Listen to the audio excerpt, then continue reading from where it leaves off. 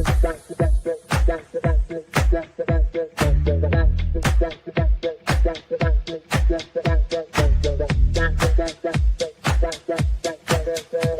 Connections Radio presents. This podcast is brought to you by Envision U. Envision U has discovered how to impact spirit, body, and soul with spray technology in just 30 seconds. With Envision U, you can achieve optimal health and start living the life you have always dreamed of. Use the promo code envisionu.com/VernDix to take control of your health naturally. Hello, everyone, and welcome to the PR Connections Show at prconnectionsradio.com, the voice of new media. My name is Guy Dawson, and I am your host, and I am going to be speaking with a very good friend of mine today. His name is Steve Russell. He is an outsider artist, and he has just some magnificent works that we're going to show you. Steve and I have known each other for quite a while, and I'm really looking forward to interviewing him and learning about his past as an artist. I am a huge art enthusiast, and I have had the pleasure of enjoying Steve's artworks for many years. And welcome to the PR Connection Show, Steve. Thank you, Guy. Nice to be here. So I guess a way we could get started, Steve, is what is your background as an artist? How did you get into art?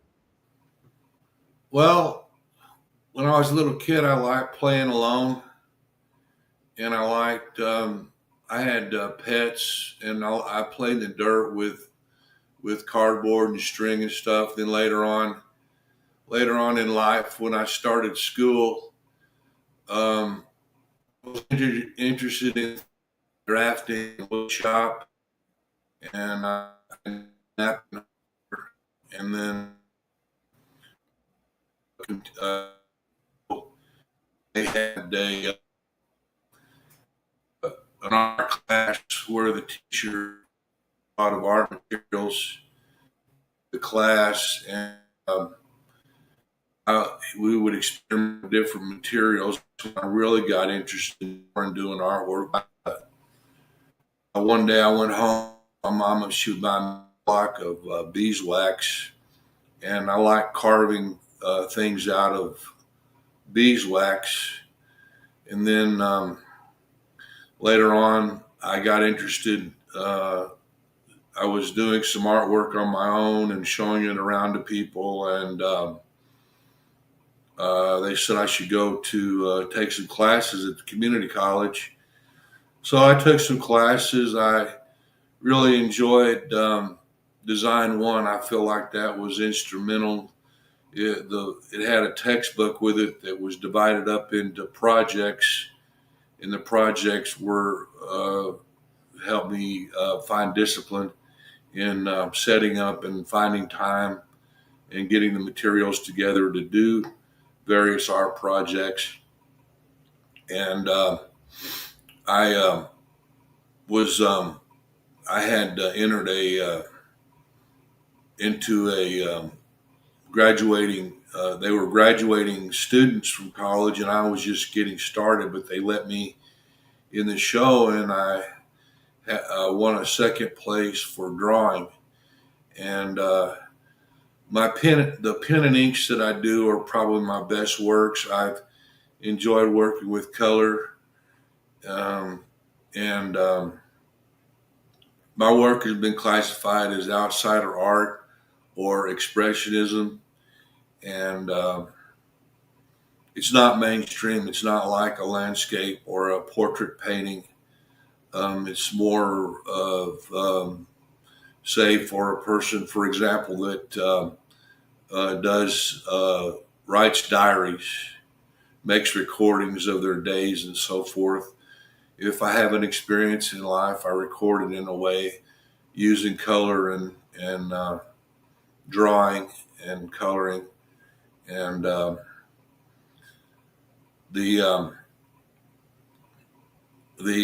see, there was a class when I was in college that I really liked. It was called Topography, means the art of letter drawing.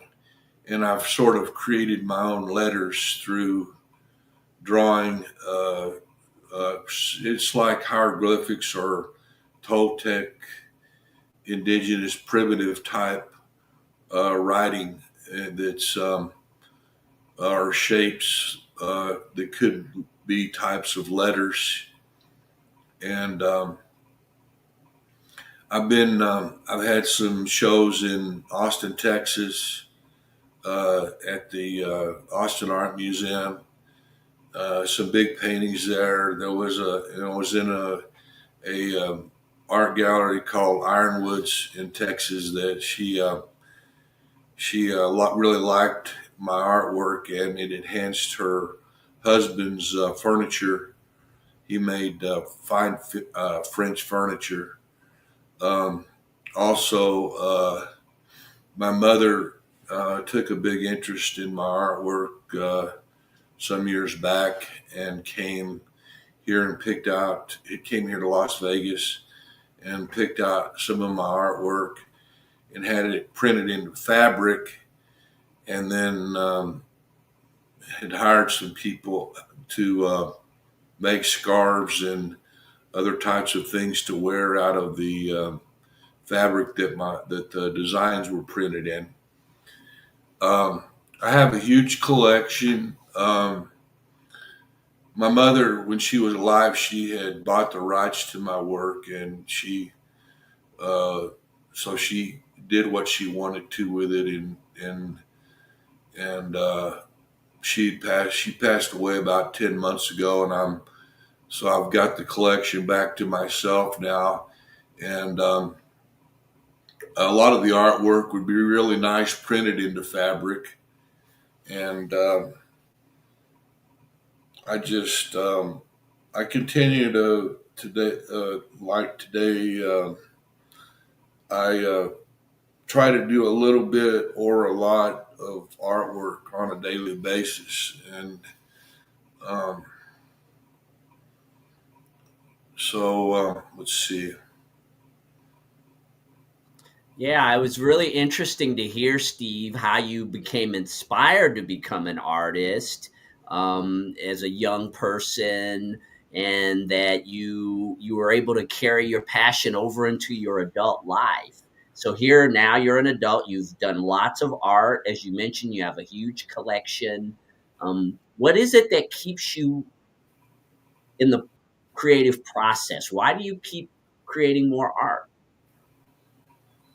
Well, you've heard that saying, happiness is an inside job and you should do what makes you happy. I, uh,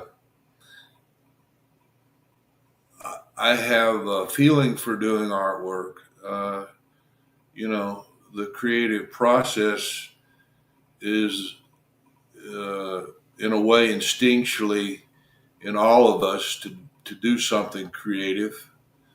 I've heard people say they don't draw and they don't paint, but the thing is, anybody can do artwork if they set the time aside and get the materials. My teacher in college, he gave us a list of materials to get, and then he just told us to go paint.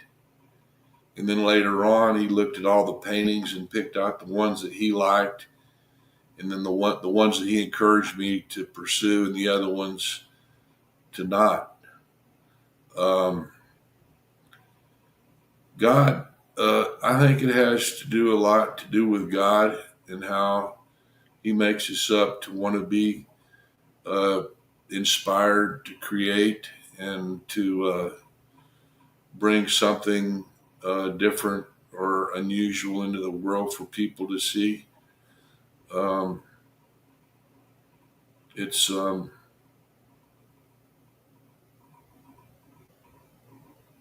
I acquired it as a young age, and I try to stay fresh. I don't. My age is none of my business. I try to keep stay fresh and not concern myself too much about getting older, because we're only as our creative thoughts come. And we are I have inside of me a desire to create, but it's painful. I mean, it's hatching out something new is not always easy. It's we have to, but the uh, in my particular art, you can see how it flows and how it has to some extent a meditative property where the where where it unfolds and one shape flows into another, and that's what creativity is. Creation. It all flows. It's about movement and not being stuck in life. And the a lot of some of my art, you can see positive and negative characters. Happy or or angry. Some like a monster chasing someone, something like that. It's they say beauty is in the eye of the beholder. And outsider art isn't for everyone. I mean, there's people that like landscapes and portraits. Uh, I've always enjoyed unusual type art. I like, you know, Picasso and Kandinsky and outsider art is very, there's lots of interesting outsider art that I've looked at. I've been, there's two kinds of artists, ones that read about it and ones that do it. And I've done both, studied art and done art. And I've spent lots of time doing artwork, and what inspires me. Sometimes pain is what motivates me to do artwork.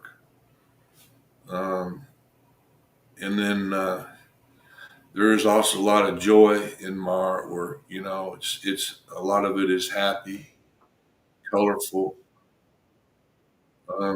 It's self for me. It's a lot of it's about self-expression, keeping a record of things that happen day to day, the highs and lows in life. Yeah, interesting, Steve. Well, I'm sure our audience out there would like to take a look at some of your art. And so I'm going to pull some up, and I'd like you to give us some background behind these pieces of art that you've created. Okay. All right, let's start with this piece. Tell us about it. Well, that's an expressionism type piece of artwork.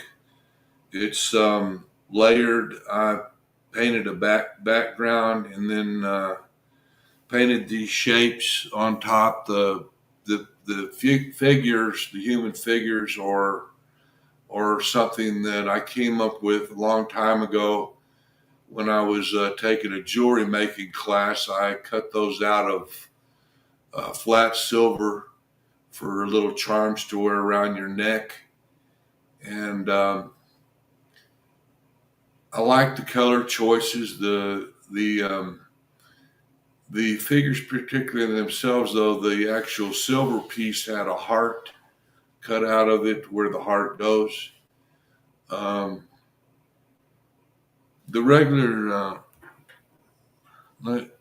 AI has a wonderful way of describing the artwork. Um,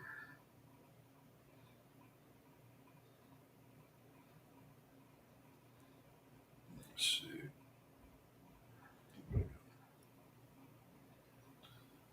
It's Yeah, isn't AI is such a great tool, right, to use in conjunction with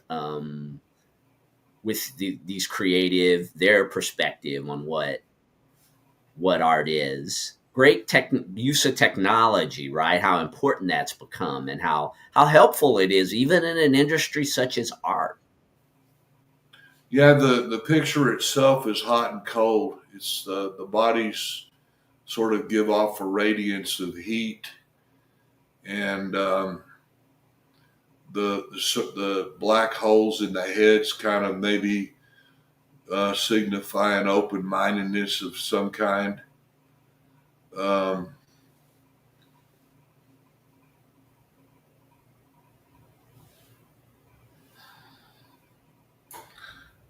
the style is reminiscent of certain folk art traditions or abstract expressionist approaches where symbolic figures are used with dynamic textured environment. Yeah, there's a lot of texture in that on the figures, and then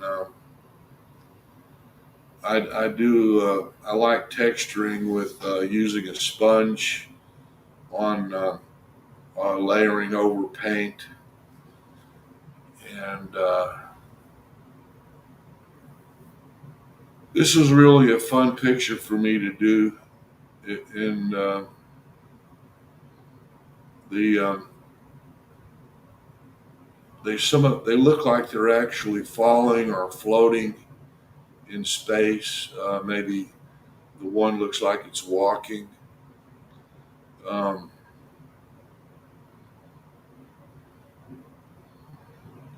I don't know. What can you say about it, Guy? Well, with you again, as I had mentioned earlier in the broadcast, Steve, is I love the abstract aspects of your art, and I like being able to have my own personal interpretations. Right. So you, as the Right. creator, you have your own. I mean, we can see the people. I love the perspective of the holes inside of their heads, sort of being like endless, right? So sort of like a black hole, what a black hole would represent, which is a spiral. But I love the way that you use colors. I really have always appreciated that in your art. Thank you. Let's move on to the next piece. And this one I know is one you said you've been thinking about a lot lately. Tell us about it. Well, the way that painting was done was I laid the color down first, the oranges and yellows. There's a little blue in it. It's watercolor, or and then the designs are sort of Indian or indigenous designs, which were done with a black marker or pen and ink. Um, I've gone through a phase where I've developed that style of drawing those shapes like that, which came from my interest in letter drawing, and I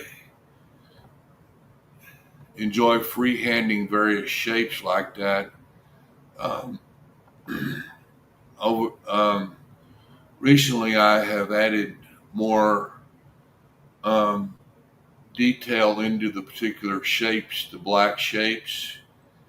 Um, but this was a good beginning for me. It sort of reminds me of being in a cave with fire and things floating around in the air, like maybe someone playing music, and the music is casting these shapes off like magic um, around the campfire with the communication of people. Um, so um,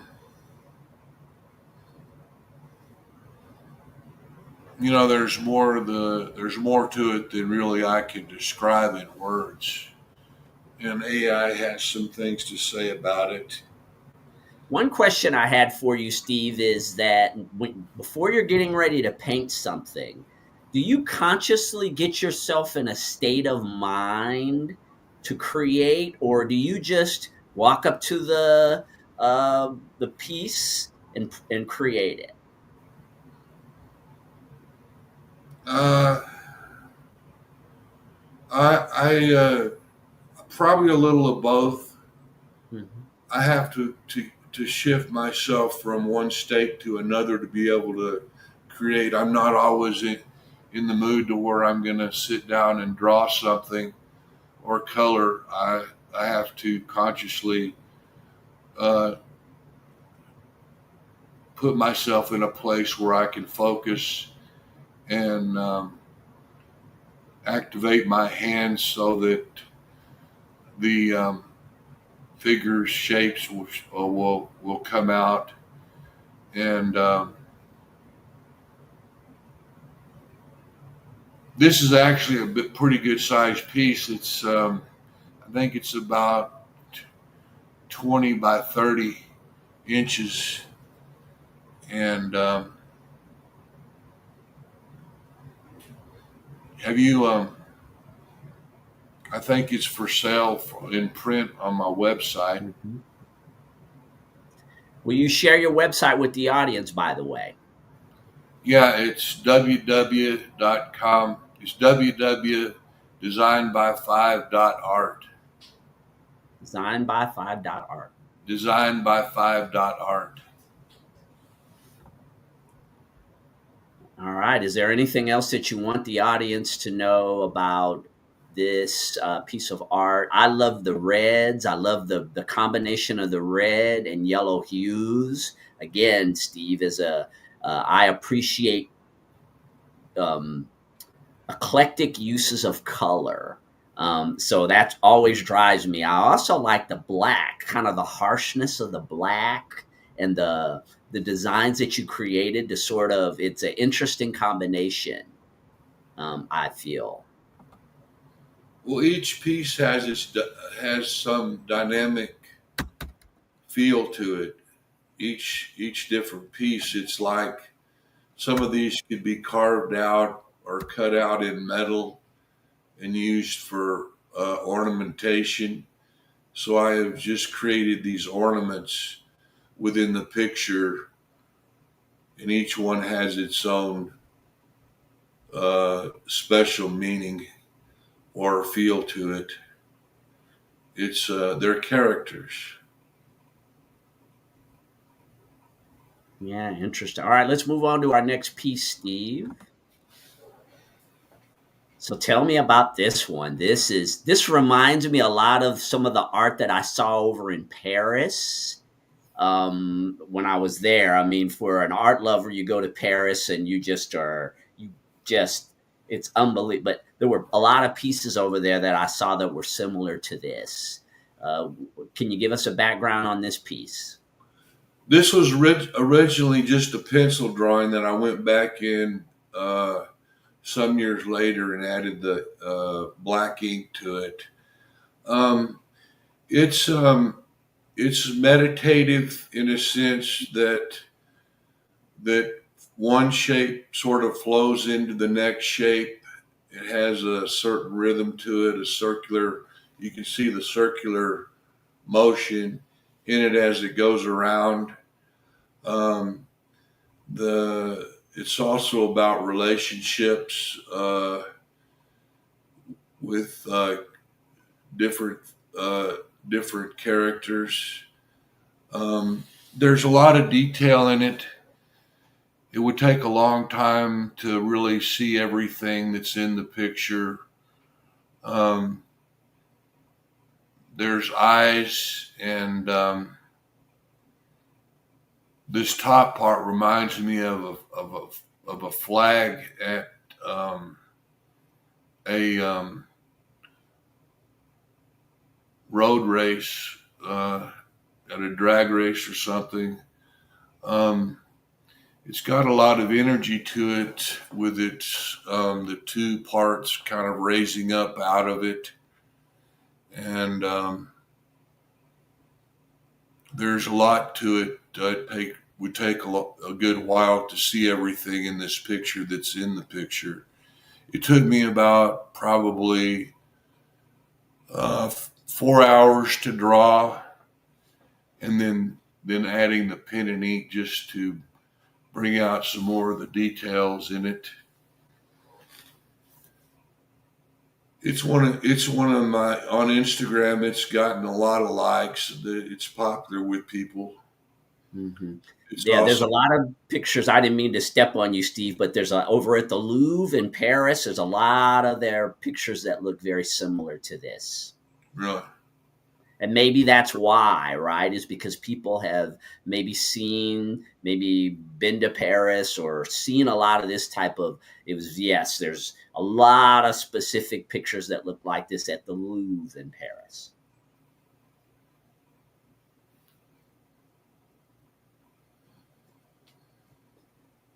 Then you talked about being an outsider artist, Steve. What about outsider art appeals to you so much?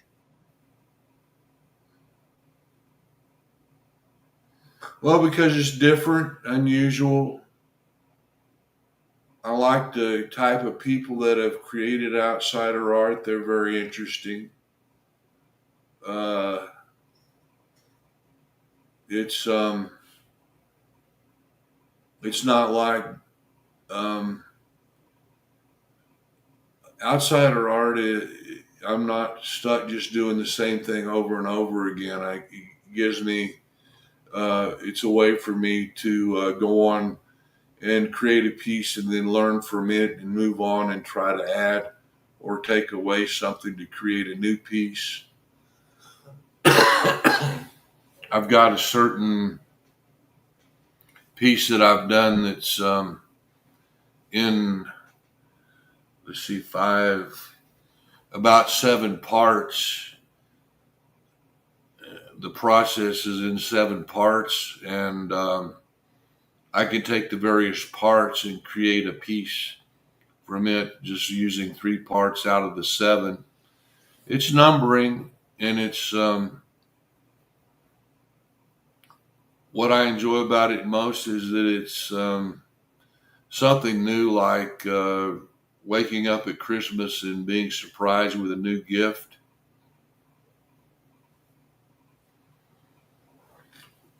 It has that serendipity quality. Mm-hmm. Ready to review another piece? Yeah, there was I was part of a art auction for a fundraiser for a women's recovery home, and the auctioneer was really funny. He was auctioning off a painting that I did, and he said, "I wonder what he was doing this day," meaning, hold on just a minute.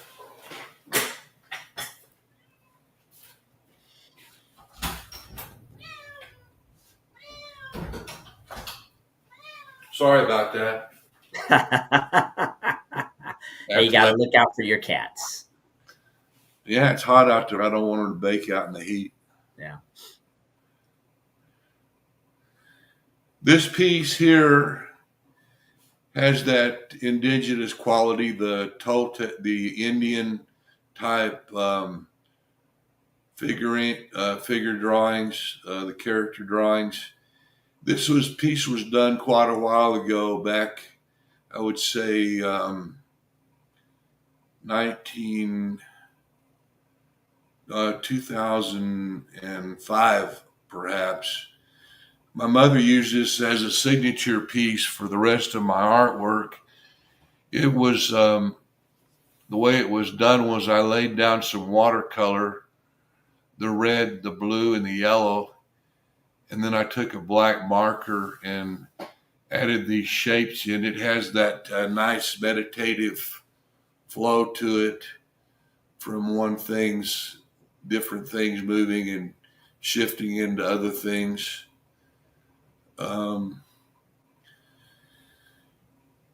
It was that was at a different time in my life, and it's interesting how my art has evolved since then. You can see similarities in my newer artwork to this type of artwork here. And it's a progression as I learn and continue to study and develop more. And I think I'm losing my voice. So anyway. Yes, I agree with you, Steve. I think it does have a very native feel. Love the energy emitted off of this one. And I think for me, art definitely has energy attached to it. And I could see why your mom appreciated this piece just because of the spiritual. This is a very spiritual piece from my perspective. Yes, it is. Yeah, again, excellent use of your of the colors. I love the orange, just the interesting blends. And I know that there's a lot of, as you mentioned, there's a lot of representation of things within this art, and that's part of my joy, Steve. Is again trying to figure out. I mean, in your mind, I know each aspect. You know what it represents, but being as the viewer or the aficionado of the art, what I enjoy is trying to figure out what you meant. Right. And I think that those of us who appreciate art, that's what we're doing. Like, what's going on in this guy's head when he created this? For me, that's part of the pleasure of viewing art. Well, you should come over and look at the rest of it. You've barely touched the surface, I think, of looking at my whole collection. Yes, Steve has a vast collection of extremely interesting art, and he and I have been working together. My company, Classic Communications, works with promoting Steve and his artistic collection, as well as he's got a book. But maybe you'll touch on the book a little bit before we close out here today, Steve. What is the book that you and I have been collaborating on? What will that represent for you? Well, it's to inform society and education more about outsider art and how it can help the community. Uh, the first chapter is going to be about outsider art. The second chapter will just be about my art past, kind of what we've been talking about here today. And the last chapter will be just some pictures of my art and a format that I have for creating art that someone could sit down and create their own art from it. Someone that is already an artist or someone who wants to learn about creating a different type of art other than landscape or portrait, abstract art. And it should be kind of a fun book to read, I would say, and informative. Yes, I'm looking forward, Steve, to helping you to bring your vision, excuse me, of what art represents to you, outsider art, and giving people a very practical book that could help them to become artists. I think for a lot of us, Steve, we don't necessarily recognize the artist inside. And so for you to create this type of a book that allows us to tap into our inner artist, as well as share some of your perspectives on outsider art and your own journey as an artist, I think there's a lot of people out there who are going to be interested in reading your book. That would be nice. I would like that. Right. So yeah, Steve. Anything else that you want the audience to know about you as an artist? Or again, we have your website up here, designby5.art is where they can go and make purchases of prints, right? There's a vast array of the art that Steve has created at this website. Anything that you want them to know when they go over there and visit? Yeah, I'm sure that there's plenty more we could discuss and take the time to elaborate on that. I think getting an education in art can lead to many fields of technology and stuff for kids to learn to be on their own, to do artwork helps them discover new things that they can learn and move on to higher technologies. I'm so grateful again, Steve, for you to stop by the PR Connection show, and I wish you nothing but continued success as an artist. I know that this is one of your true passions in life, and we are the beneficiaries of this passion that you've been cultivating since you were a young person, and looking forward to collaborating again. For all of you out there, if you are an art lover, Steve has an extensive art collection that I think could be of great interest to you. So you can visit the website designby5.art to learn more. And again, our company represents Steve. So if you'd like more information about how you could potentially purchase art from Steve, you can reach out to me, Guy Dawson at classycommunications.net, and we could discuss further your interest in Steve's art. Any parting words, Steve, for our audience? No, I just appreciate anybody that takes an interest in any kind of art as a way to further their education and enjoy their lives in some creative process. And we look forward to bringing you back to explore more of your art in the future, Steve. Again, thank you so much for giving this education in art, specifically outsider art today. And like I said, I am so excited to bring more of your stories to the world. And I hope you all enjoyed this edition of the PR Connection Show here at prconnectionsradio.com, the voice of new media. Always want to remind you, many of you are watching this as a stream on YouTube or Facebook or LinkedIn. But did you know that we have an extensive collection of the shows on our network that you can listen to on audio streaming platforms such as Amazon Music, Spotify, Apple Podcast, and many more.